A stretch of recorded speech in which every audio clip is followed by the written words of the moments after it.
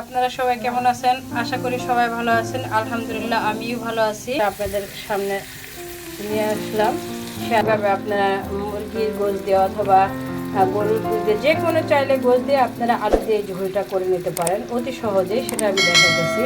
তো আমার রেসিপিটা প্রথম থেকে শেষ পর্যন্ত দেখবেন আশা করি। এখানে আমি দিয়ে দিচ্ছি আদা, দিয়ে দিচ্ছি রসুন, দিয়ে দিচ্ছি গোটা গরম মশলা আর কি ওটাকে টেলে দিছি, আর কিছু পেঁয়াজ ব্লেন্ডার করে নিতেছি, কারণ আমার ফ্যামিলিতে আস্তা গোটা মশলাটা পছন্দ করে না, তাই আমি ব্লেন্ডার করে দিতেছি। যদি আপনারা আস্তা পছন্দ করেন ওটাকে গোটাই দিবেন, আর যদি চান আপনারা এটা শিলে বেটে নেবেন তাও পারেন। পেঁয়াজটা আমার ভাজা হয়ে গেছে, এবারকে আমি দিয়ে দেবো ব্লেন্ডার করে এই মশলাটা।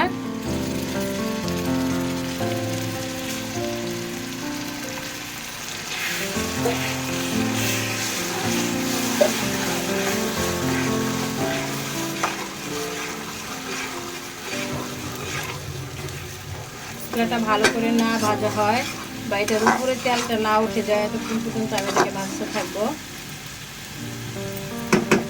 এখন এটাকে আমি ঢেকে দেবো 1 মিনিটের জন্য।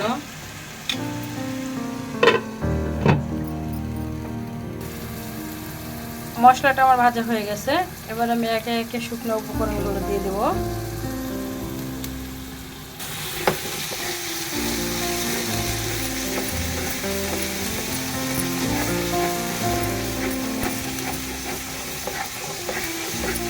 দিয়ে দেবো 2টা তেজপাতা,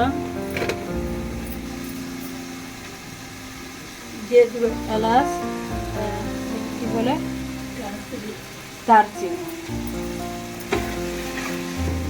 দিয়ে দেবো 1 চামচ ধনিয়ার গুঁড়া,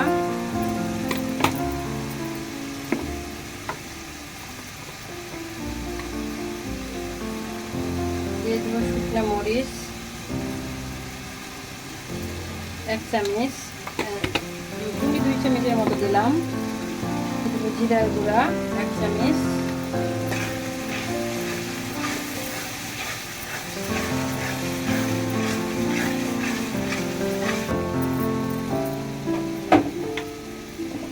লবণ,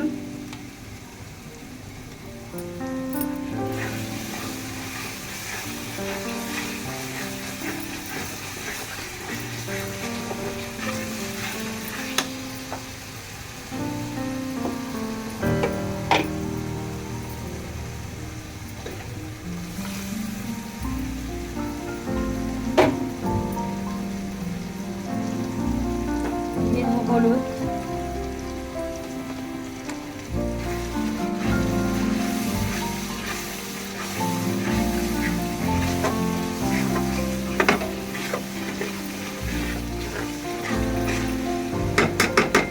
আমি মশলাটা 1 মিনিটের জন্য ঢেকে দিব। দিছি লবঙ্গ, দিছি জয়ত্রী গুঁড়া, এটা আমি দেই শুধু এই মুরগিটার ভিতরে, বেশিরভাগ মুরগির ভিতরে আমি দেই, কারণ মুরগির যে স্মেলটা থাকে শরীরে এটা আমার কাছে ভালো লাগে না, আর এটাকে অ্যাভয়েড করার জন্য আমি এই মশলাগুলো দিয়ে থাকি।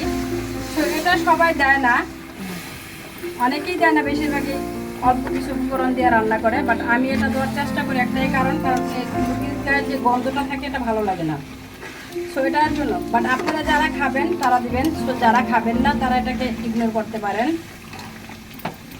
এটা আমি ধুয়ে রেখেছিলাম পরিষ্কার করে এই মুরগিটা,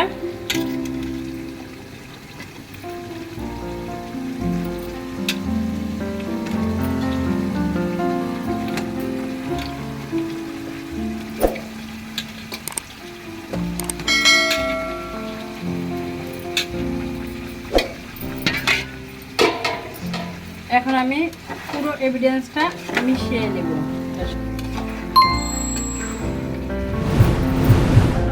এবার আমার গোশটা হয়ে গেছে, এখানে আমি দিয়ে দেবো কিছু জিরা গুঁড়ো করে রাখছি, আমি জিরাটা ভেজে টেলে দিছি, এটা মিশিয়ে নিব সুন্দর করে, ঝোলটার সাথে যাতে ভালো করে মিশে যায় জিরাটা, ফ্লেভারটা তাহলে বেশি ভালো আসবে। আসলে কি জানেন গাইস, আমি যে রান্নাটা করি, সো এখানে আমার লাইটিং লাইটটা কম, লাইটের ফোকাসটা কম, তো কালারটা যা আসে সেটা দেখা যায় না আমার ক্যামেরায়, মোবাইলের ক্যামেরায়। তো কেয়ার করা, দেখেন কালারটা আসে।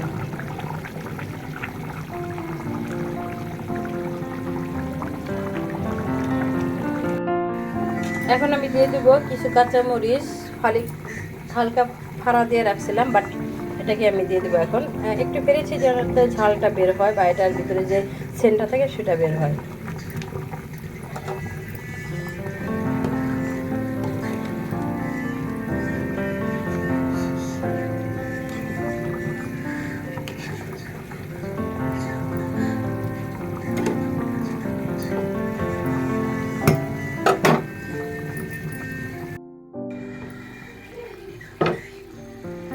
এখন দিয়ে দেবো আমি কিছু টমেটো কুচি, যেটা আমি কুচি করে রেখেছিলাম।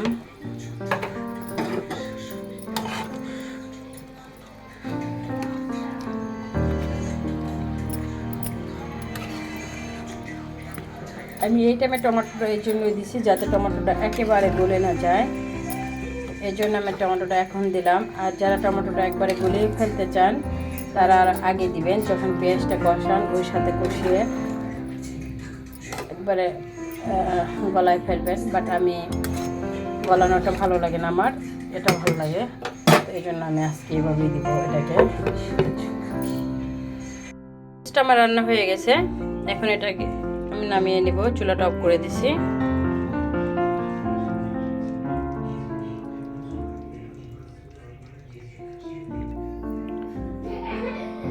এটা ছিল আমার আজকের ভিডিও। তো আপনাদের কাছে কেমন লাগলো কমেন্টে আশা করি জানাবেন। আমার ভিডিওটা যদি আপনাদের ভালো লেগে থাকে তাহলে আমার ফেসবুক পেজে একটা ফলো দিবেন, একটা লাইক দিবেন, কমেন্টের মাধ্যমে জানাবেন কেমন হয়েছে আমার রান্নাটা। আর যদি আমার ইউটিউব চ্যানেল থেকে দেখেন তাহলে আমাকে একটা সাবস্ক্রাইব করবেন, আমাকে একটা লাইক দিবেন, কমেন্টে জানাবেন।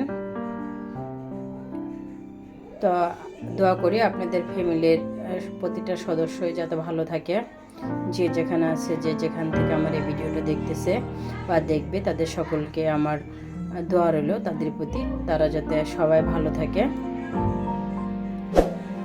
তো ভালো থাকবেন। এই ছিল আজকের ভিডিও আমার। পরবর্তী ভিডিও দেওয়ার জন্য অপেক্ষা করবেন, দেওয়া পর্যন্ত অপেক্ষা করবেন। সরি, ভুল হয়ে গেছে।